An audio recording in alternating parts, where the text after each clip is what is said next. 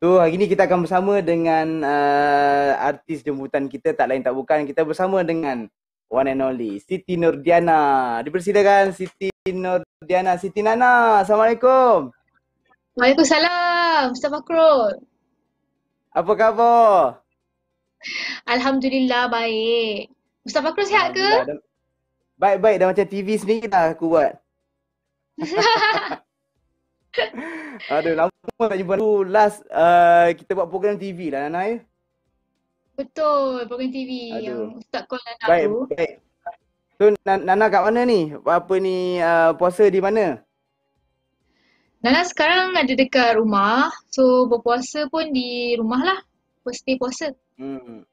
Oh ya ke? So hari ni first day puasa, tak ada apa-apa apa ni aktiviti lah. Hari ni sebenarnya Nana ada, malam sekarang Nana ada record lagu raya. So Wah. adalah program, ada dalam bulan Ramadan ni Nana ada shooting drama juga, insyaAllah. Masyuk. Kiri kanan Jok. Alhamdulillah. Alhamdulillah. Rezeki Nana So lagu Betul. Ramadan projeknya ada lagu-lagu Ramadan ke ataupun ada drama atau filem terbaru Ramadan, tak ada?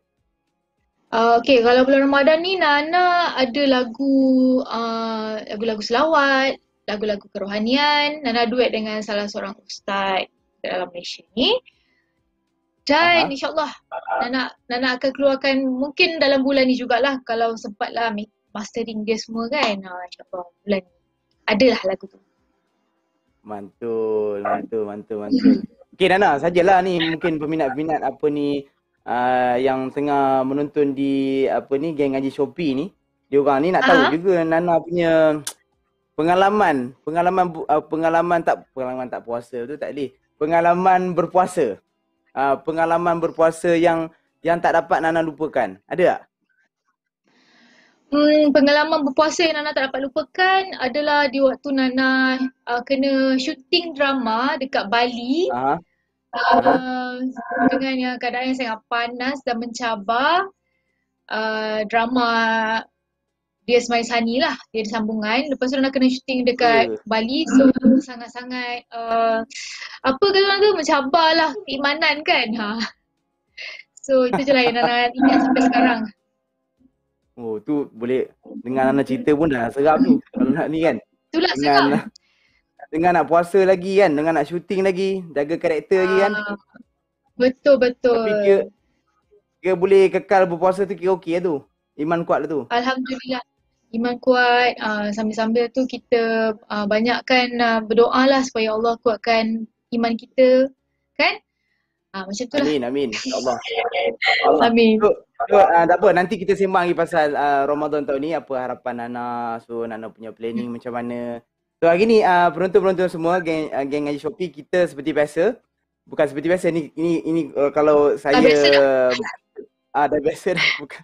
InsyaAllah kita hari ni akan bersama dengan Nana dan juga selebriti-selebriti jemputan untuk kita bacakan surah. So hari ni Nana akan bacakan surah apa Nana? Surah Asy-Syams. Surah Asy-Syams. Cantik. Okay, Nana akan bacakan surah Asy-Syams. Jadi untuk setiap episod geng ngaji Shopee ni, kita akan selebriti akan baca dan saya akan baca terjemahan dia. Saya akan menterjemahkan ayat-ayat yang dibaca tu supaya penonton-penonton pun tahulah maksud ayat tu kan. Bukan saja menonton, saya sekali lah tahu maksud dia kan Nana kan. Sama-sama kita dapat belajar. Okey Nana, dah bersedia? Kalau dah bersedia, kita nak mulakan. Okey. Minta maaf kalau macam ada tersalah ke apa ke, Fakrul betulkanlah ya. Tak apa, boleh. InsyaAllah. InsyaAllah. Nak baca Taranum apa tu? Tak ada Taranum. Baca biasa je lah ya Fakrul. Baca je. Jangan Nana, jangan taruh bunyi je. Jangan taruh bunyi je. Asal kau bunyi. Okey insya-Allah. Kita persilakan Qari'ah dari Amin. Sendayan. Silakan Nana. Okey. Penonton boleh buka Quran sendiri. Kita penonton buka Quran sendiri. Dan boleh sama-sama bacalah. Mudah-mudahan kita dapat kongsi pahala. Okay Nana, minta maaf. Silakan. Okay. Bismillahirrahmanirrahim. Wasyamsi wadduhaha. Okay, lagi. Wasyamsi wadduhaha. Okey. Saya betulkan terus sama-sama kita boleh mengaji. Wasyamsi wadduhaha. Jangan stop pada wadduha tu. Wasyamsi wadduhaha. Silakan. Wasyamsi wadduhaha. Dia terus tau. Wadduhaha. Wadduhaha. Cantik. Sebab dia beza dengan surah Wadduha tu dia berhenti Wadduha sebab dia ada sabdu kan. Yang ni dia tak ada sabdu gigi, dia tak ada. So dia terus Wadduhaha. Lagi sekali try. Wasyamsi wadduhaha. Masya-Allah. Baik, masuk dia para penonton. Allah Taala berfirman dalam surah Asy-Syam ni, ayat 1 yang Nana baca ni ialah bila ada waw tu maksudnya Allah Ta'ala bersumpah demi Asy-Syam, demi matahari dan cahayanya yang terang benderang. Itu maksud dia. Demi matahari dan cahayanya yang terang benderang. Baik, teruskan ayat yang kedua. Okay. Wal qamari idza talaha. Betul? Masya-Allah. Maksud ayat ini dan wal qamar, dan bulan, dan demi bulan. Allah Ta'ala bersumpah dan demi bulan idza talaha, apabila ia mengiringinya. Subhanallah. Jadi Allah Ta'ala bersumpah dengan matahari dan juga dengan bulan. Jadi makhluk-makhluk yang Allah sumpah ni semua yang hebat-hebat. Bukan makhluk yang kecil-kecil ni, makhluk yang cukup hebat. Silakan. Terus ayat yang ketiga. Wan nahari idza Wan nahari idza jallaha. Wan nahar tu Nana dengar sikit boleh. Pada atas nun tu dia ada sabdu kan. Jadi Nana dengar. Wan nahari idza jallaha. Wan nahari idza jallaha. Betul ke? Jallaha. Wan nahari idza jallaha. Bagus. So kenapa kena tekan jallah tu? Sebab apa? Sebab dia ada sabdu atas tu. Bila sabdu ni maksudnya kita kena bagi ada tekan sikit. Dia tak boleh jala tu seolah-olah dia tak ada. Dia macam tak ada sabdu lah. So bila ada sabdu je kita kena tekan. Kalau sabdu tu di atas nun kita kena dengung ataupun mim. Wan nahari. Faham? Boleh Okey, maksud dia apa Nana? Maksud dia tadi Allah Ta'ala bersumpah dengan matahari, lepas tu dengan bulan. Kemudian Allah Ta'ala bersumpah dengan seterusnya wan nahar, dan demi waktu siang. Demi waktu siang, idza jallaha, ketika mana ia memperlihatkannya dengan jelas. Maksudnya apabila waktu siang tu telah jelas.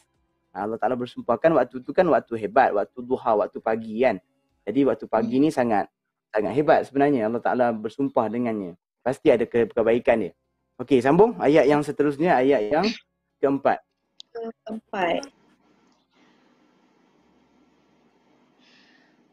Wal-laili iza yaghshaha.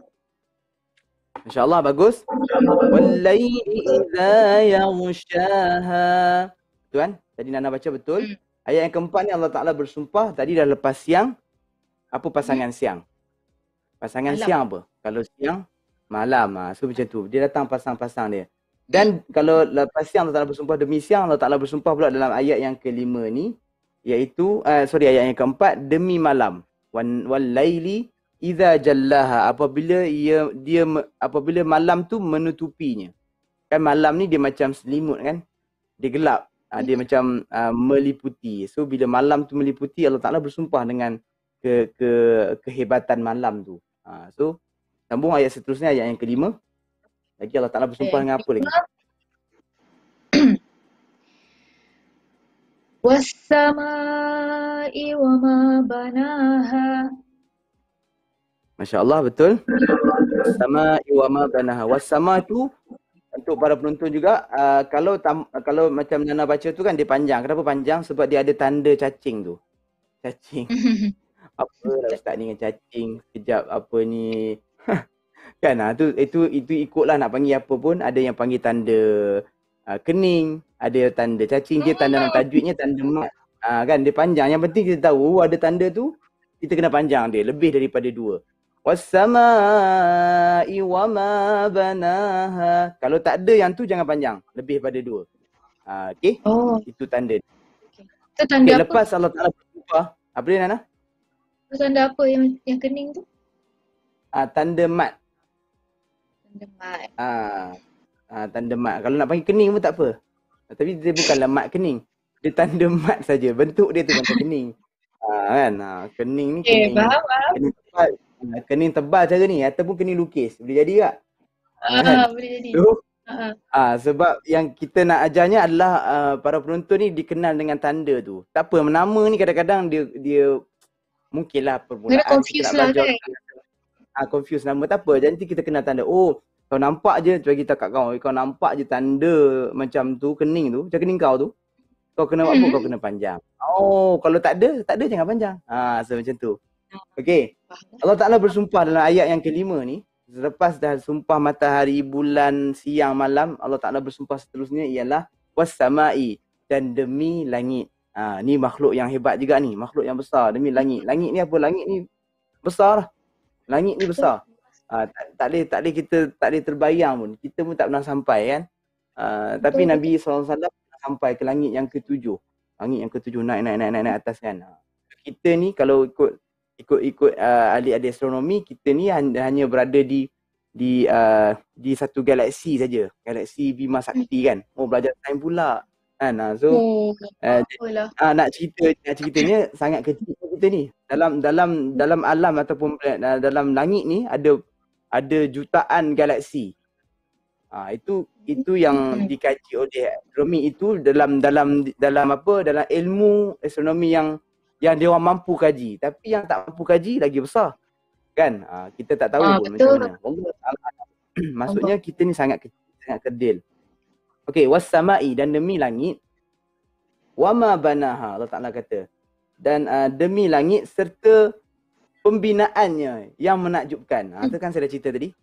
Demi langit yang pembinaannya yang menakjubkan. Langit ni mana ada tongkat? Ada tongkat ke? Tak ada. Dia tak ada tiang. Langit ni tak ada tiang. Kita tengok tergantunglah awan duduk di atas, bulan duduk di atas, matahari duduk di atas.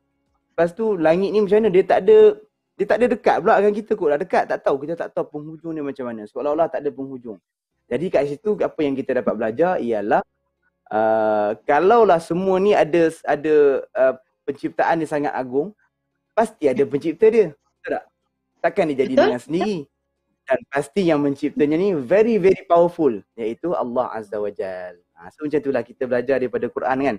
Okey, Nana sambung ayat yang ke-6. Silakan.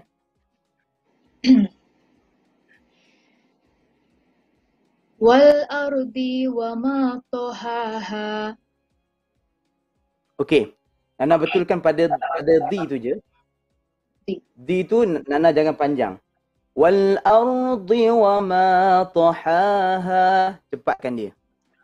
Apa? Wal ardi wa ma tahaha. Cantik. Macam tu. Kenapa tak boleh panjang? Sebab dia tak ada ya. Selepas dot tu dia tak ada ya. Kalau dia ada ya, selepas baris kasrah baris bawah tu kita boleh panjang. Wal ardi wa, contohlah kan. Tapi tak adalah perkataan tu dalam bahasa Arab. Contohnya apa? Fi, fa, lepas tu ya kan. Itu kita panjang. Tapi yang tu dia tak ada apa-apa tanda huruf-huruf mat. Jadi kita baca pendek saja. Wal ardi wa ma tahaha. Bagus.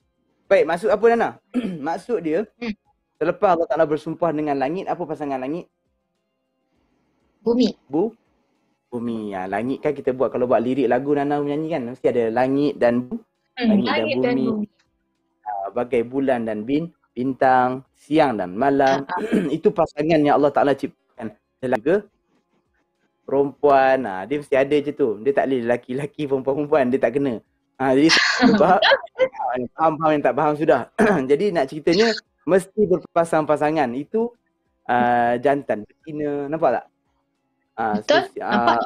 Allah tu cantik sangat. Syurga ada pasangan dia apa? Lawan dia, bukan pasangan. Neraka. Orang netizen sebut nuraka.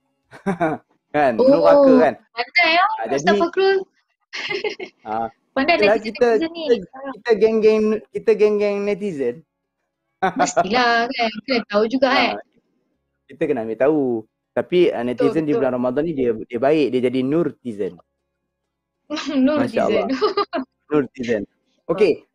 Sambung cerita dia. Wal ardi wa ma tahaha. Dan lepas Allah Ta'ala bersumpah dengan langit, Allah Ta'ala bersumpah pula dengan demi bumi. Wal ardi wa ma tahaha. Demi bumi serta seluruh hamparannya. Maksud apa kat sini? Maksudnya bumi ni dia terdampar, dia luas. Dia luas. Para ulama tafsir dia sebut bukan flat bukan flat earth tu. Tapi bumi ni kan dia nampak macam dia nampak terdampar sebab terlalu besar bumi kita ni. Jadi bila dia terdampar bermaksudnya memudahkan kita untuk bergerak. Kalau bumi tu dia lekuk semua kan susah. Maksudnya dia terdampar macam tu, macam hamparan kapet tu kan. So begitulah. Okey, sambung ayat yang ke-7.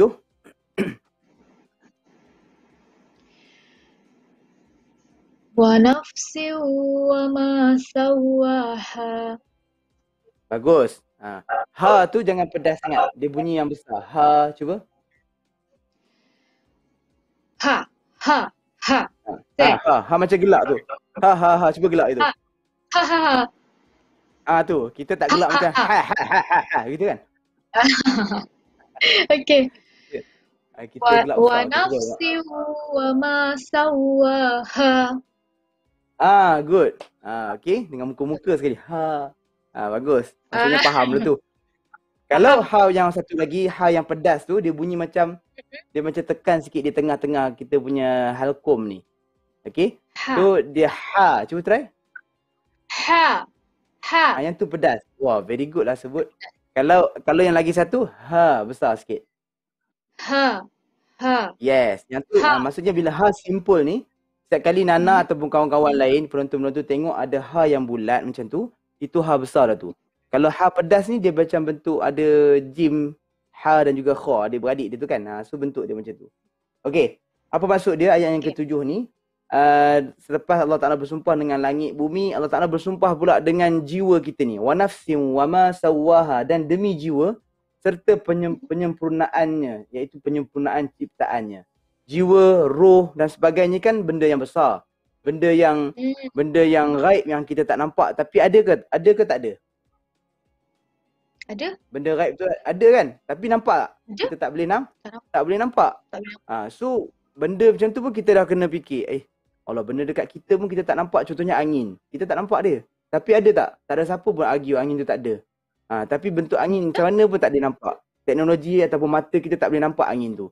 Apatah lagi dengan jiwa dan juga roh kita ni yang ada dalam badan kita, yang tiba Allah Ta'ala tarik, kita terus tak ada. Tapi jasad kita tu ada lagi orang kena urus, tanam dan sebagainya. Tapi mana dia yang tadi tu?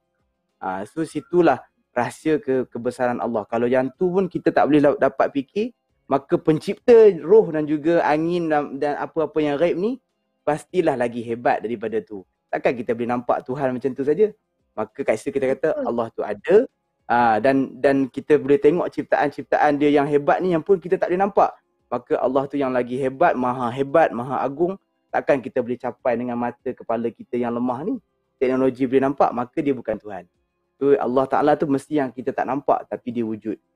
Faham? Itu perumpamaan dia.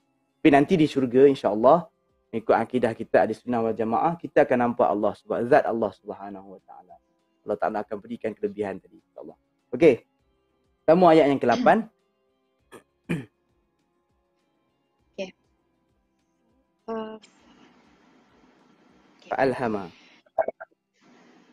Fa'alhamaha fujuraha wa taqwaha. Betul? Ya, betul. Sekali lagi.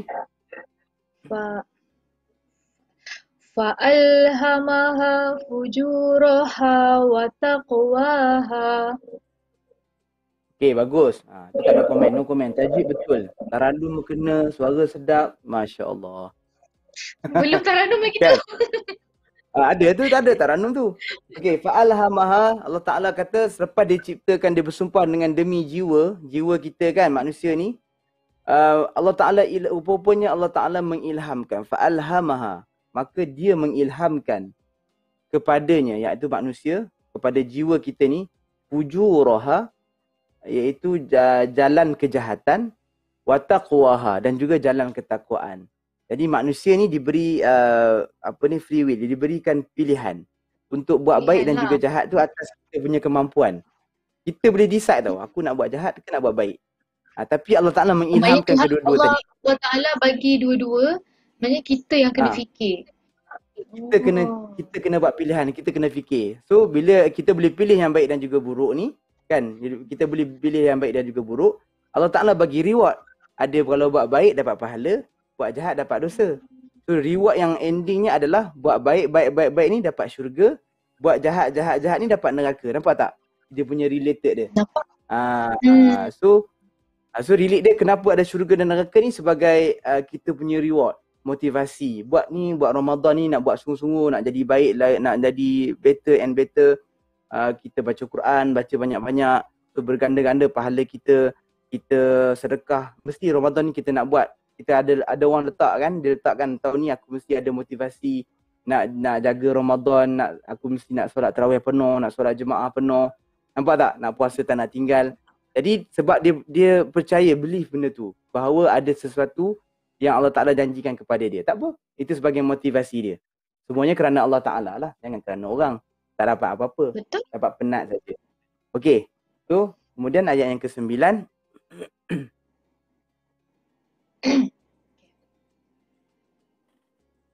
Qad aflaha. Ini ha pedas kan? Ha pedas. Yang ha pedas betul. Aflaha. Ha. Qad aflaha man zakkaha. Okay, good. Cumanya ha tu dah betul dah, cuba jangan panjang je. Haman, dia terus cepat. Haman. Cuba sekali lagi. Qad aflaha man zakkaha. Aiyah. Cantik. Very good. Okay. Lepas tadi kan kita cerita pasal jiwa tu kan. Pasal kita punya pilihan, boleh buat baik atau buruk. Allah Ta'ala puji. Ayat yang ke-9. Ayat ke-9, lepas aku dah bagi ilham kau buat baik atau buruk, Allah Ta'ala puji apa? Qad aflaha man zakkaha. Maka telah berjayalah, sungguh beruntunglah orang-orang yang aflaha tu telah berjaya, telah beruntung. Man zakkaha, sesiapa yang mensucikannya. Sucikan jiwa dia. Maksudnya jiwa kita boleh buat baik ataupun buruk. Tapi kalau kita pilih yang baik, maka telah berjayalah orang itu. Itu maksud dia. Jadi Allah Ta'ala puji orang-orang yang buat baik ni. Contohnya Fakrul, kalau let's say lah dia buat baik, dia buat dosa juga kan, maknanya still boleh disucikan hati tu, bersihkan hati tu setelah melakukan dosa lah. Yes, betul. Dengan istighfar, dengan taubat, dengan tak nak buat dah. So menyesal. So mesti kena, Imam Nawawi kata, untuk syarat kita nak sucikan balik kan, setiap manusia ni dia ada salah. Semua Nabi sebut kullu bani Adam khata'un. Setiap bani Adam tu dia mesti ada mistake. Sebab kalau tak mistake ni dia malaikat. Malaikat dia tak ada mistake sebab dia tak ada nafsu. Kita ni ada, dan bila dia tak ada nafsu, dia tak ada nafsin jiwa tadi kan, tak ada nafsu ni, maka dia tidak dinilai pahala atau dosa dia. Faham tak? So malaikat tu akan auto baik lah, auto baik je. Sebab dia tak diinstalkan. Maka syaitan ni pula ataupun jin ni dia sama dengan kita. Dia ada nafsu dan dia boleh pilih baik atau buruk. Sebab tu ada jin Islam atau jin yang bukan Islam. Sama juga manusia. Manusia macam tu juga. Diinstalkan siap-siap kita ni ada jiwa. So jiwa kita diilhamkan nak buat baik atau buruk.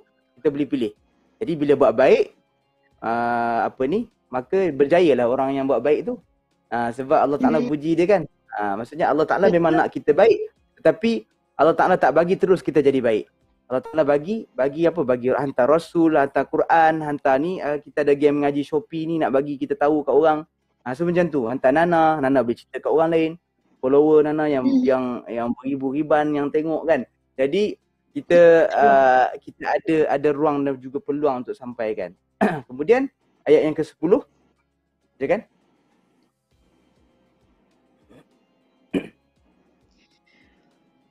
Wa qad khaba man dassaha. Okey, Nana panjang pada kha. Wa qad khaba man dassaha. Wa qad khaba man sorry. Wa qad khaban sorry, tak nampak. Khaba man. Wa qad khaba man dassaha. Dassaha. Wa qad khaba man dassaha. Cantik. Alhamdulillah. Okey. Dan sebaliknya ayat 10 ni Allah Ta'ala cerita, dan sungguh rugi bagi orang-orang yang mengotori jiwanya. Kan? Tadi yang bersih kan Allah puji, berjaya, beruntung. Dan khaba ni waqad khaba, dan telah rugi ataupun sungguh rugi man dassaha, sesiapa yang mengotori jiwanya. Jiwa kita kan asalkan bersih, fitrah. Baby lahir-lahir kalau dia meninggal, dia akan dia tak ada dihisap apa-apa, terus masuk syurga. Bahkan baby-baby yang mati ni dah boleh bagi syafaat pula kepada ibu dan ayah dia nanti. So itu nak ceritanya bahawa setiap anak yang lahir tu ataupun kita ni yang lahir je, dia punya fitrah dia macam zero. Dia bersih. Kan? So macam kalau kata orang-orang yang non-Muslim yang convert to Islam, segala apa-apa kesalahan tu semua settle. Dia macam start zero balik. So maksudnya itu yang kita kata fitrah tu. Tetapi sesiapa yang mengotorinya ni rugilah. Tu waqad khaba man dassaha. Okey, sambung. Okay, selepas Allah Ta'ala bersumpah-sumpah dan cerita pasal jiwa ni, ada kisah lain pula seterusnya. Dan nak sambung ayat ke-11 sampai habis. Sekejap. Okey. Kazzabat Samudu Kazzabat Samudu bitagwaha. Cantik. Alhamdulillah. Kazzabat Samud. Okey, ni Allah Ta'ala cerita apa? Satu kisah kaum Samud. Kaum Samud ni kaum Nabi Saleh. Nabi Saleh alaihissalam. Okay, kaum Samud ini diberikan Nabi kepada mereka. Dan Allah Ta'ala kata dalam surah ini, ayat 11 ni, firman Allah, Kazzabat Samud. Dan telah kaum Samud telah mendustakan apa? Rasulnya, iaitu Nabi Saleh, kerana mereka melampaui batas. Kazzabat Samudu bitagwaha, kerana mereka melampaui batas. Apa batas yang mereka telah langgar itu? Okey, jom kita cerita. Sambung ayat 12.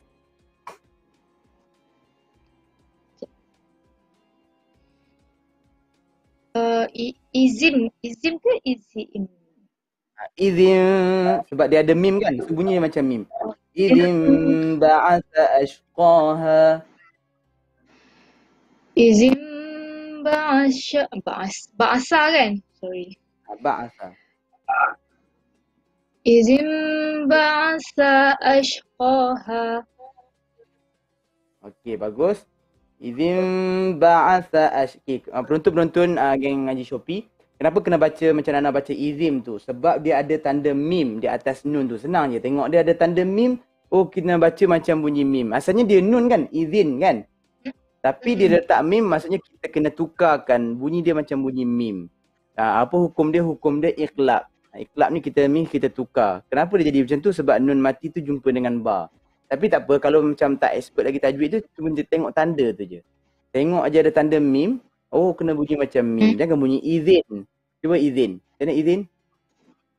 Izin. Nana baca izin. Izin tu kan bunyi nun. Sekarang ni kena izin. Bunyi mim, izin. Mulut izin. Kena tutup. Izin. Tapi tak payah kemam. Izin. Tak payah. Izin je. Okay? Izin. Relax je. Izin. Okay. Apa yang mereka langgar ni? Dia ni langgar je ni kaum Samud ni. Iaitu Allah Ta'ala kata ketika bangun orang yang paling celaka di antara mereka. ada orang-orang di antara orang-orang Nabi Saleh ni, kaum Samud ni, mereka engkar dengan perintah Nabi Saleh.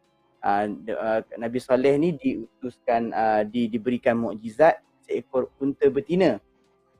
Jadi unta betina ni keluar daripada batu, jadi unta. So, unta betina yang diberikan Allah kepada Nabi Saleh ni sebagai mukjizat. Dia orang kan tak percaya Nabi Saleh ni apa, yalah Saleh, engkau ni besar pun dengan kita orang. Nabi-Nabi ni dia utuskan di kalangan kaum dia sendiri. Katalah di Senayan tu ada, ni contoh je lah kan. Senayan tu ada, tiba-tiba ada orang seorang yang ni dia diutuskan menjadi Rasul. Tapi akhir zaman tak adalah Nabi Muhammad tu yang paling last. Tapi ibaratnya begitu, di kampung kita ada seorang tu dia mengaku dia Rasul. Kita memang tak percaya punya. So dia kena bawa proof dia sebagai Nabi. Faham tak? Jadi Nabi Muhammad SAW, dia diutuskan di kalangan kaum Arab. So bila dia diutuskan, dia kena bagi bukti yang dia tu Nabi. So dia bawa Quran. Jadi mukjizat dah tu. Sama juga Nabi Saleh. Alah Soleh ni tiba-tiba mengaku Nabi. Kau siapa? Dia orang menganjing lah tu. Nabi. Macam tu lah kan. Kalau kau Nabi, kau tunjuklah mukjizat kau. Jadi Allah Ta'ala utuskan bagi kat dia, unta keluar. Unta keluar. Tapi dia percaya tak? Tak percaya juga. Tu Nabi Saleh kata, jangan bunuh unta ni. Jangan, biarkan dia minum, jangan kacau dia satu hari. Dan ada hari lain kamu boleh ambil susu dia dan minum. Dapat manfaat sebenarnya. Tapi degilnya dia orang ni, dia kata tak puas hati ni, bangun juga ni. Dia bangun juga bincang. Kata kita kena buat satu komplot, kita nak bunuh unta ni. Kurang ajarnya dia orang. Okey, so sambung. Faham tak cerita saya ni? Faham. Okey, sambung. Ayat yang ke-13. Faqala lahum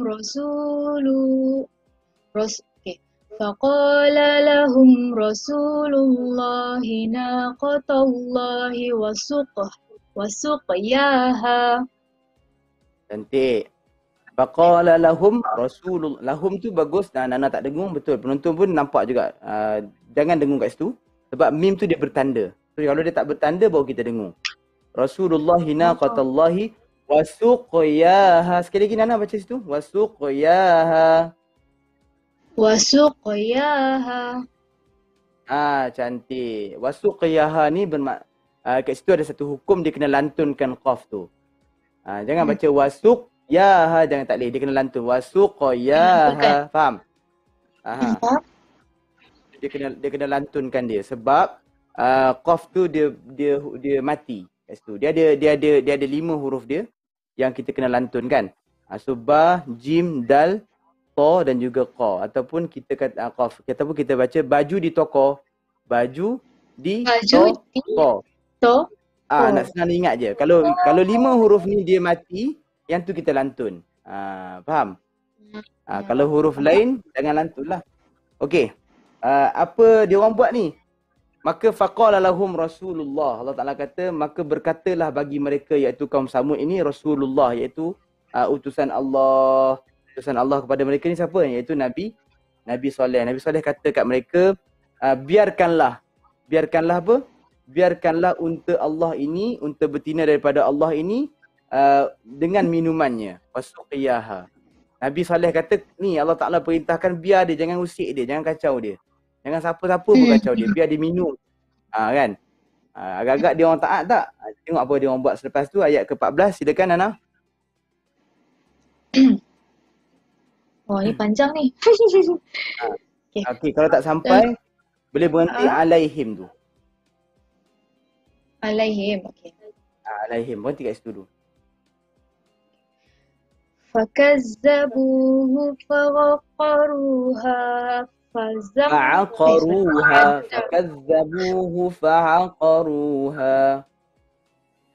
Fakazzabuhu fa'aqaruha. Fadamdama lagi.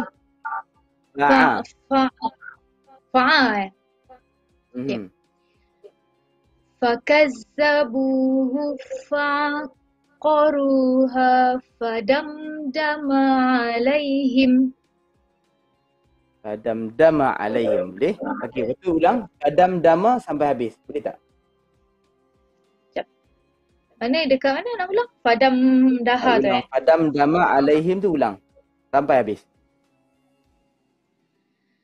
فدمدم عليهم ربهم بذنبهم فسواها. Okey, bagus. Kenapa kita berhenti kat situ? Sebab kalau kita tak sambung nafas, kita boleh berhentilah kat situ. So kita kena patah balik sebab cerita dia tu tengah bersambung-sambung. So gitulah. Macam kita cakap lah juga kan. Kita cakap contohnya, macam kita cakap apa?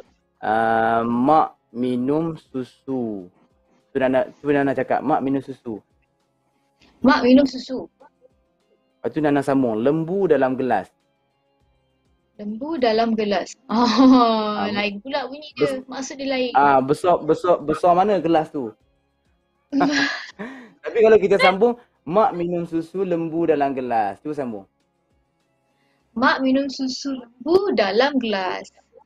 Ada maksud dia lah. Dia ada maksud dia. So macam tu juga Quran. Dia ada statement yang kita perlu ulang. Tak apa, pelan-pelan belajar insya-Allah. Okey. Ayat ni bila dia mereka ni diperintahkan Nabi Soleh untuk tidak mengganggu unta tu kan. Apa dia orang buat? Dia kacau tak Nana agak-agak? Kacau lah. Dia bukan takat kacau. Mereka dustakan fakazzabuhu. Mereka mendustakan Nabi. Alah, tipulah Soleh ni.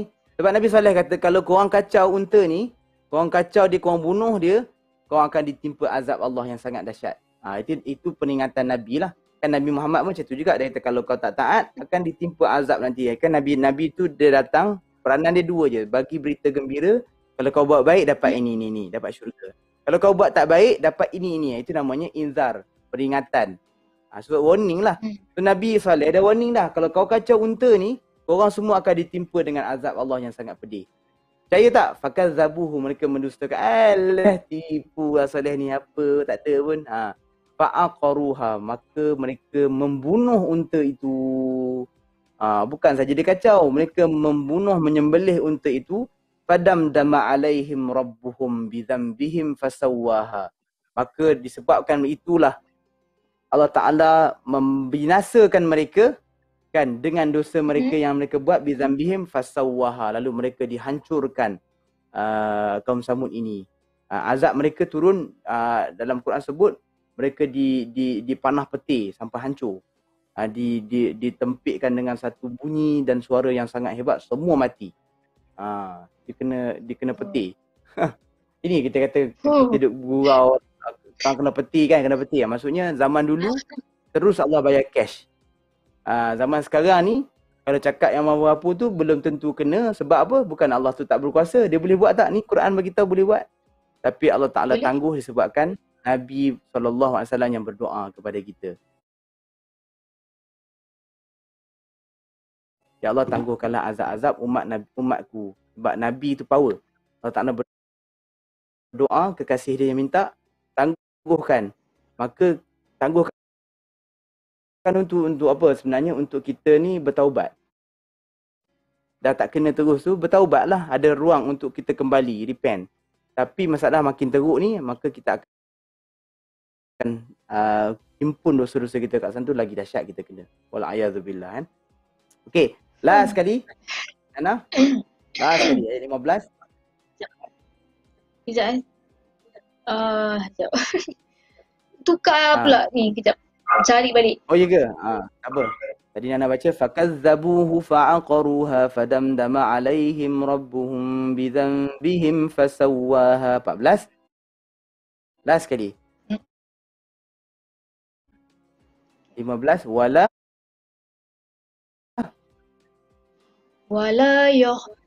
yakhafu uqbaha.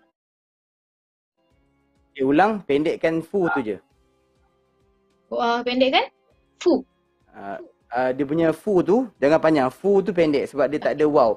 Wala yakhafu uqbaha. Wala yakhafu uqbaha. Aywa, alhamdulillah. Wala yakhafu uqbaha.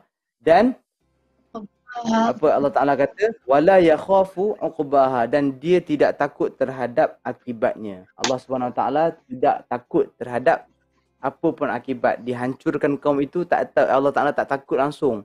Bila dihancurkan satu kaum, Allah Ta'ala boleh ganti kaum yang baru. Jadi kaum-kaum dulu dah hebat sebenarnya teknologi sebagainya. Dia pernah dihancurkan kaum Fir'aun, pernah dihancurkan kaum Samud, pernah dihancurkan kaum Ad, pernah dihancurkan kaum Lut. Lalu datanglah kaum-kaum selepas itu kita lah kan. Dan hari ni pun kita risau juga. Kita ulang balik, repeat balik dosa-dosa kaum-kaum dulu yang pernah dihancurkan Allah. Sedangkan Allah Ta'ala kata wala yakhafu uqbaha, dan dia tidak takut terhadap akibatnya. Allah Ta'ala nak takut apa? Dia yang ciptakan kita. Dan dia Tuhan, dia ciptakan, dia ada rules dia yang kita kena follow. Sadaqallahul azim. Begitulah kita dalam surah Asy-Syam ini yang boleh kita ambil pengajaran. Nana ada apa-apa soalan tak? Oh, Nana ada soalan. Tadi dekat ayat mana tu yang cakap kalau macam yang baru masuk Islam ke, baby ke, tak ada dosa kan? Lepas tu kalau macam wanita yang bersalin tu, adakah dosanya digugurkan kalau dia bersalin normal? Okey, betul. Sebab ada digugurkan juga. Sebab apa, bersandarkan apa ni hadis Nabi kan, setiap kalau kita dicucuk dengan setiap yang musibah yang kena kat kita tu, atau tercucuk duri pun kita diampunkan, digugurkan dosa. Terjalan-jalan tersepak kaki meja, sakit kan? Tapi kalau kita macam mengeluh sakit tu, kalau macam tu, aduh sakit je, biasa manusia. jadi tak? Takkan seronok, seronoknya kena sepakan, yang mesti sakitnya, aduh. Tapi jagalah jangan sampai maki ke apa kan. Kata kan. So kita setiap benda yang berlaku musibah tu kan, apabila kita bersabar, maka setiap itu adalah kita Nabi sebut gugurnya dosa. Jadi kalau yang kita cucuk duri, yang sakit macam duri itu pun kita dah diampunkan dosa. Apatah lagi yang ibu-ibu atau wanita yang bersalin ini, yang berdepan dengan sakit daripada mula mengandung. Faham tak? Jadi bila dia mengandung, dia sakit, lepas tu teruk dia, lepas tu sampai dia, dalam Quran sebut wahnan ala wahnin. Susah selepas susah. Kan? Quran sebut kita kena hormat ibu kita. Kenapa? Sebab perempuan ni diberikan sakit wahnan ala wahnin. Dia dia diuji susah selepas susah. Susah sebelum mengandung. Sebelum mengandung dah susah dah. Apa ni, bila mengandung pun dah loya teruk dah. Kan? Betul. Tengok makan itu uek, tengok itu uek, tengok muka lelaki dia pun uek kan. So semua dah susah. Sampailah dah nak bersalin tu sakit kan, dengan sakit dan sebagainya. Itu sampai boleh meragut nyawa kan. Sebab dia memang bertarung dengan nyawa.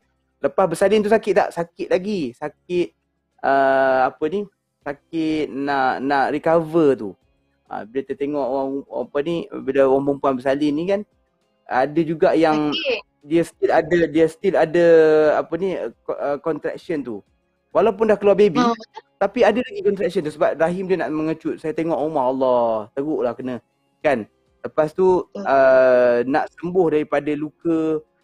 Lepas tu sakit apa lagi? Sakit nak ni pula, nak uruskan anak sampai ke besar tau. Jadi takkan itu Allah Ta'ala Maha Penyayangnya dia bagi kepada wanita tu. Sebab tu nama wanita ni dia ada rahim. Rahim tu kan, tempat mengandung tu wanita tu. Rahim ni bermaksudnya kasih sayang. Yang tu kalau letak kat lelaki, memang awal-awal lagi dia reject buang baby tu. Sebab tak boleh tanggung. Maka dekat situ kalau sakit yang macam ni, memang lagilah ampunkan dosa, insya-Allah. Wallahu ta'ala alam. Okey? Ada apa-apa soalan lagi? Apa soalan lagi? Apa lagi pasal ayat tadilah kan? Kalau apa-apa soalan tak apa, insya-Allah yang mana boleh saya jawab, saya jawablah. Kalau tak ada soalan, saya yang tanya Nana. Jangan tanya Nana. Kalau nak tanya ni, tanyalah berbuka kat mana hari ni? Berbuka biasa je hari ni, tak tahu lagi buka kat mana. Kat rumah je kot. Sebab banyak barang tak beli lagi. Barang dapur tak beli. Mungkin kena pergi keluar kejap beli barang dapur macam tu lah. Buka dengan ni lah, dengan anak lah. Dengan anak lah. Nak tanya ni soalan ni untuk anak-anak lah kan, bukan anak remaja. Contohnya macam anak kita ni, kita nak tahu dia tu. Ulang lagi sekali. Macam lag sikit. Dengar? Lagi sekali. Lagi sekali lag. Tadi buat lag ke? Taklah. Memang lag kot. Cuba ulang. Tak dengar suara dengar tak? Lagi sekali. Mungkin internet saya kot. Macam mana kita nak tahu? Macam mana kita nak tahu seorang anak remaja tu dia dah balik? Okey. Pertama sekali dia mesti mimpi. Dia mimpi. Okey, yang kata mimpi basah tu lah. Okey, dan keluar air mani dia. So dia yang kedua, kalau dia tak cerita benda tu, kita tengok melalui tanda dia lah, tanda suara dia berubah. Suara berubah. Kemudian dia ada badan-badan dia kan, contohnya dia keluar bulu-bulu di badan dia. Bukan macam Wolverine tu, keluar bulu-bulu yang fitrah ni, bulu ketiak kan, bulu ari-ari dan sebagainya. So benda tu secara fitrah tau. Memang dia akan membesar dalam bentuk yang macam tu. Allah Ta'ala dah ciptakan. Itu tanda-tanda dia akil balik lah. Dia dah masuk ke peringkat umur yang balik. Itu orang lelaki. Biasanya umur 13, ada yang lelaki lewat sikit daripada perempuan. Perempuan 9 tahun pun dah boleh balik dah. 10 dia boleh. Perempuan datang darah haid tu lah kan. Lelaki ni dia mimpi. Lepas tu dia suara berubah tu dia ambil masa sikit. Dia tak adalah esok tu turun bangun-bangun, hoi. Tak ada ke tu. Dia ambil masa untuk bertukar. Kan? Tapi kalau let's say kalau suara dia yang berubah dulu, fizikal dia yang ni berubah, tapi dia tak mengalami mimpi tu lagi. Macam ni? Dah balik ke tu? Dia kebiasaannya dia kena mimpi dulu, biasalah. Tapi biasa. Tak tahulah, cuba tanya kan. Biasanya begitu. Kalau dah berubah tu, dah berubah fizikal tu pun kebiasaan dia mesti secara semula jadinya begitu. Dia tak jauh pun. Tapi kalau pengalamannya lelaki ni dia akan dia akan mimpi dulu, kemudian ambil masa sikit barulah dia suara tu bertukar. Depends lah, ada tahun 2 tahun baru suara dia bertukar. Suara kecil lagi. Tapi sebenarnya dia dah balik. Tengoklah fizikal tu akan berubah. Kan? Okey. InsyaAllah mudah-mudahan ada juga manfaat untuk kita belajar ini. Okay Nana, kita dah pun sampai ke penghujungnya. Okey, Nana ada apa-apa nak minta Nana bagi apa-apa ucapan kepada peminat-peminat, kepada semua yang menonton geng ngaji Shopee ni, silakan kalau ada ucapan.